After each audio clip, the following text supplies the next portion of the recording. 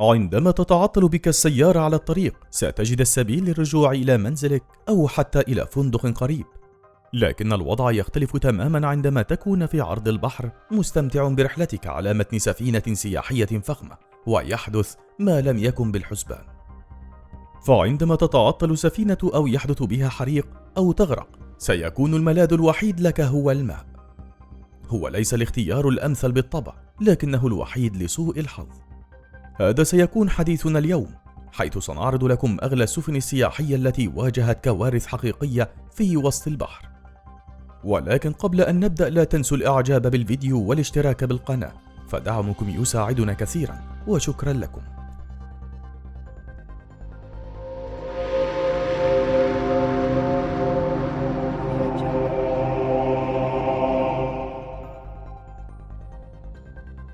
كارنفال سبلندور هي سفينة سياحية فاخرة ذهبت في رحلة إلى الريفيرا المكسيكية، وفي اليوم الثاني من الرحلة، وتحديدا في يوم 8 من نوفمبر من عام 2010، واجهت بعض المشاكل الكبيرة، حيث حدث عطل في أحد المولدات مما تسبب في اشتعال النيران في غرفة المحرك.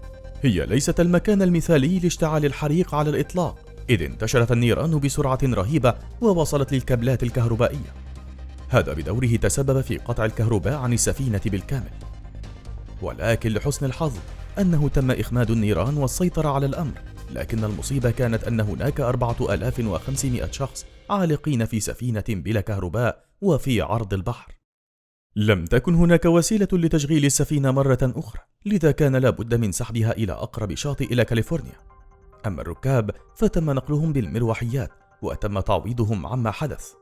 أعطوهم قصائم لرحلة بحرية مجانية مع استرداد لأموالهم التي دفعوها للرحلة. ولكم أن تتخيلوا أن كلفة إصلاح أعطال السفينة كانت 100 مليون دولار. كوستا كونكورديا. من الجدير بالذكر أن الحرائق ليست هي الخطر الوحيد الذي يهدد السفن، هناك أشياء أكثر فتكا من النيران، وهي الصخور. في 13 من يناير من عام 2012 حدثت كارثة للسفينة السياحية الإيطالية أثناء رحلتها في المحيط، حيث قرر القبطان أنه سيقترب من جزيرة جيلو، وهذا كان أسوأ قرار اتخذه في حياته، حيث صدمت السفينة بالصخور الموجودة تحت الماء، وبدأت في الغرق شيئا فشيئا قبالة الساحل مباشرة. وعلى الرغم من أن فرق الإنقاذ جاءت على الفور واستمروا في محاولة إنقاذ الجميع لمدة 6 ساعات متواصلة، إلا أن هناك 33 شخص ماتوا في هذه الحادثة. لقد وقع اللوم بالكامل على قبطان السفينة فرانشيسكو سكوتينو، والذي سلك هذا الطريق، إلى جانب أنه ترك السفينة على الفور عندما شعر بالخطر، تاركا خلفه الجميع دون أي شعور بالذنب. لذا تم الحكم عليه بالسجن لمدة 16 عام. أما السفينة فكانت مدمرة كليا، ولقد تم سحبها للشاطئ لإعادة إصلاحها، الأمر الذي استغرق 5 سنوات تقريبا، مع كلفة عامة وصلت لحوالي 2 مليار دولار. كارنفال سانرايز. تعرف سفينة كارنفال سانرايز أيضا باسم كارنفال تريمف، والتي مرت بعدة حوادث كارثية. بدأ الأمر في عام 2013 عندما نشب حريق في غرفة المحرك الخلفية للسفينة، ولكن لحسن الحظ أن النظام قام بإخماد الحريق بشكل تلقائي.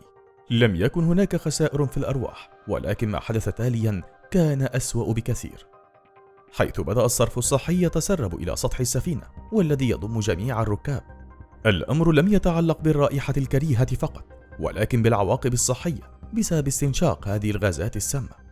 حدثت هذه المشاكل عندما وصلت السفينة إلى شاطئ ألاباما بواسطة الطيارات القوية. بدأت عملية الإصلاح هناك، لكن المشاكل لم تنتهي هنا.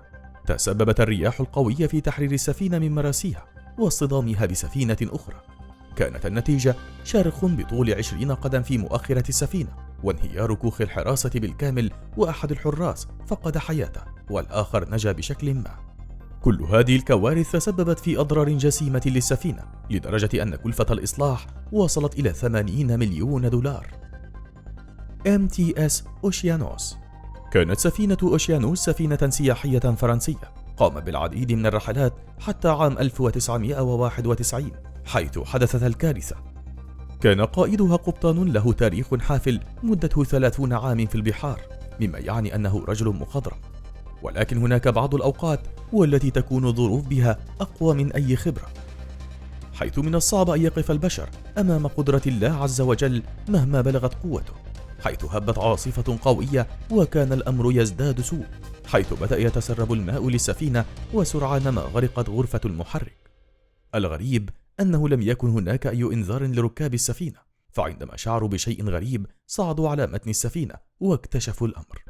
سارع أحدهم إلى جهاز اللاسلكي وطلب الاستغاثة، ولحسن الحظ جاءت قوارب الإنقاذ على الفور والمروحيات وتم إنقاذ الجميع. تايتانيك.